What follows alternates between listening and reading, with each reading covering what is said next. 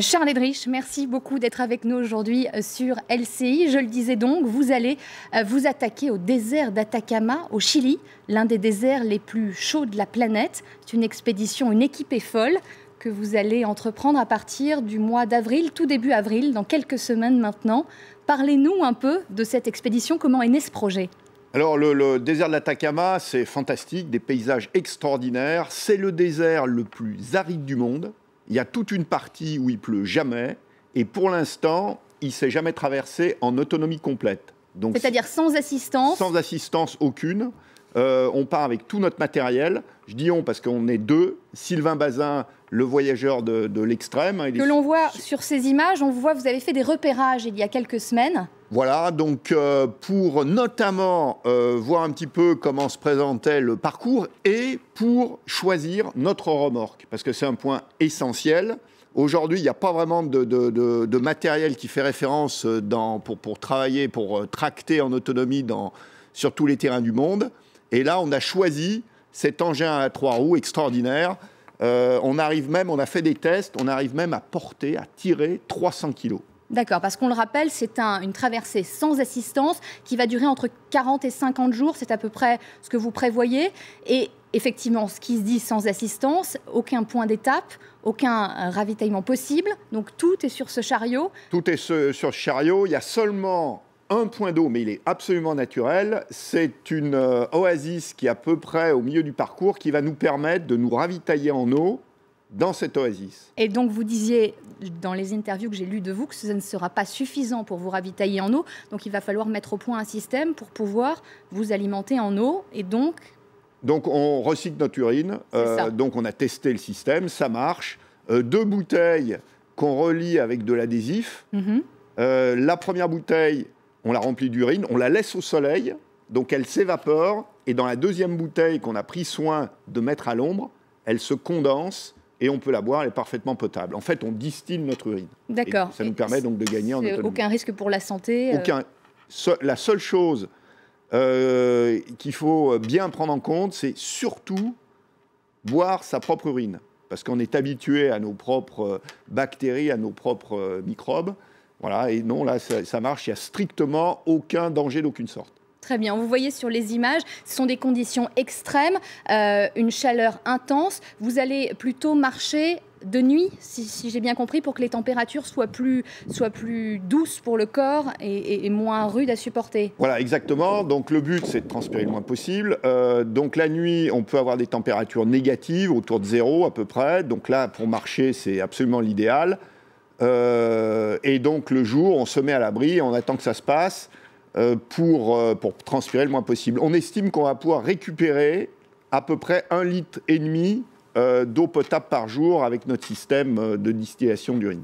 Je le disais, ce n'est pas indiscret, vous avez 56 ans, vous aviez une vie avant d'être aventurier, vous travailliez, vous aviez votre entreprise que vous avez revendue pour vous consacrer pleinement à ce projet. Voilà, je travaille toujours aujourd'hui parce que maintenant c'est aussi une entreprise. Vous avez des sponsors ? Des partenaires. Votre aventure.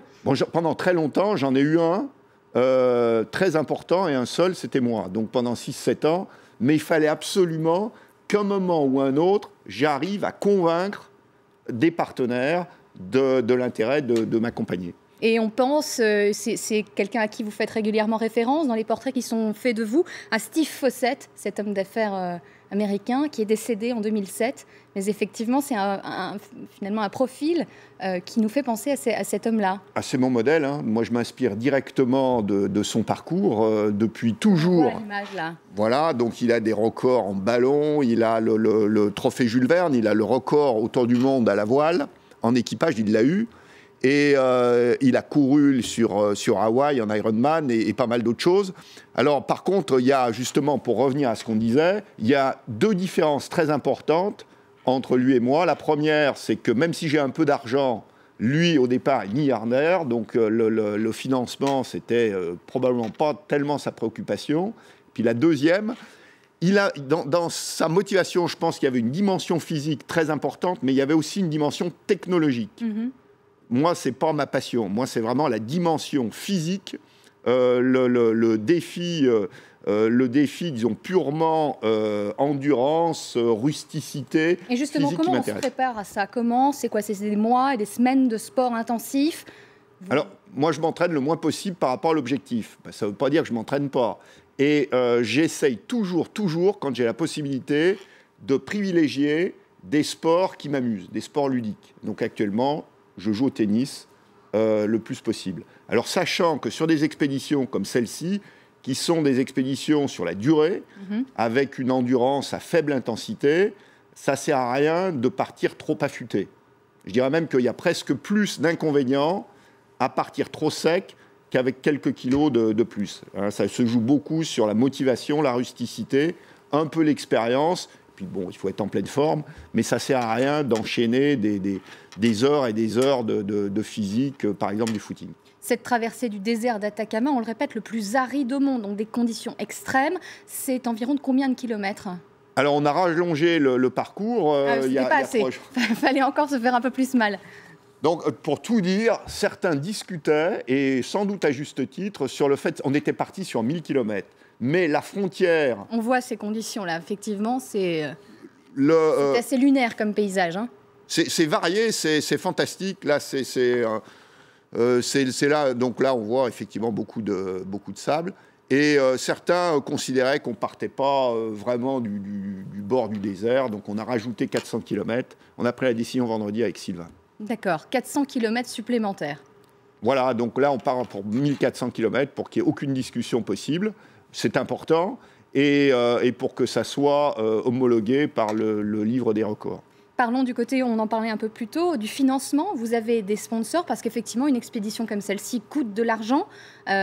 Comment vous avez attiré autour de vous des sponsors qui vous financent, qui sont attirés par votre profil et votre aventure? Ça a été compliqué à mettre en place? Ça a été, sur le terrain, moi j'ai démarré il y a un peu plus de 10 ans. Mes expéditions, mes aventures sur tous les terrains du monde. Donc sur mes réalisations, je suis au-delà de tout ce que je pouvais rêver quand je démarre sur ma passion d'aujourd'hui. Au-delà.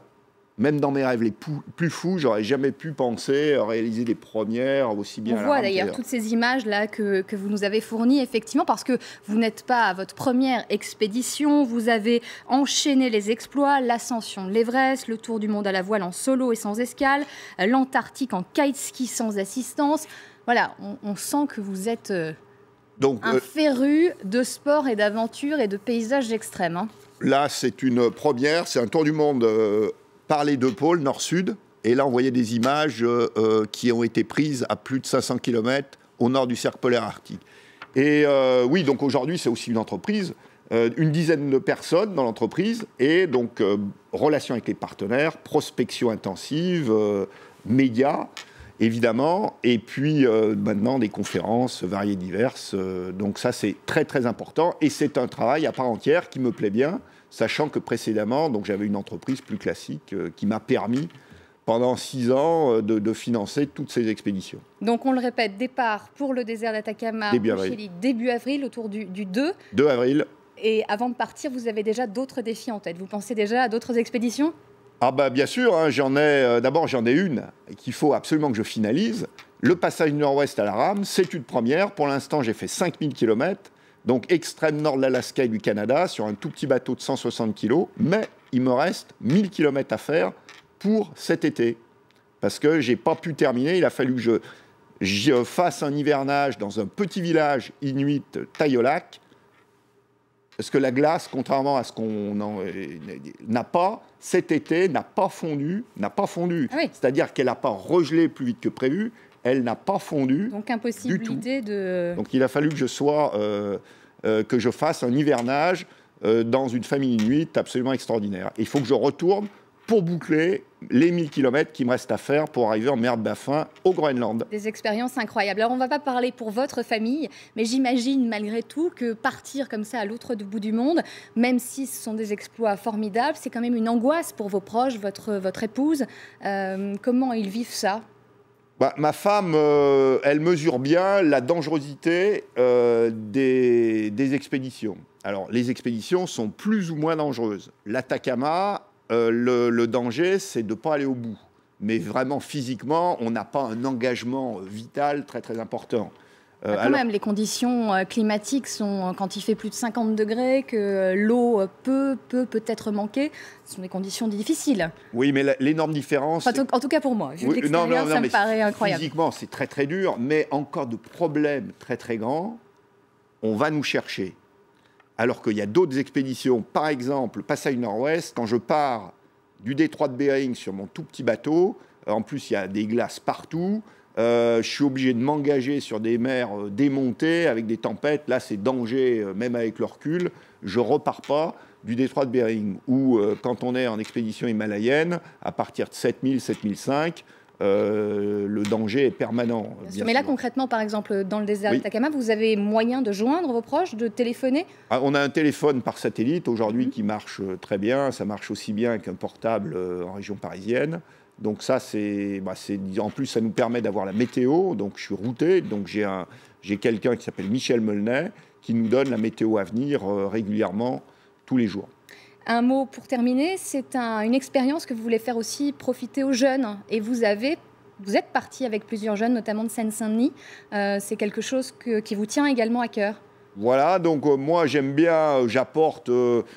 ce que je peux apporter, donc on a emmené des jeunes au sommet du Mont Blanc. Là actuellement, par rapport, donc c'est toute une équipe de Montreuil, quartier Bel Air Grand Péché. Donc je passe une journée par semaine avec Jamel Bouddha et on les entraîne et on en emmène 6 en parallèle de notre expédition dans le désert de l'Atacama, avec un sommet de 6000, des nuits dans le désert, et ils viennent à notre rencontre à l'arrivée si on va au bout de notre expédition. Si vous allez au bout, effectivement, et ce sera une belle victoire, finalement, de retrouver ces étudiants que vous avez suivis pendant plusieurs semaines, j'imagine. Étudiants, c'est un grand mot. Ils sont jeunes. C'est surtout des jeunes qui sont complètement déscolarisés. D'accord. Et qu'on essaye avec un projet sympa où il faut se dépasser, il faut être sérieux, de remettre un petit peu sur des rails plus positifs.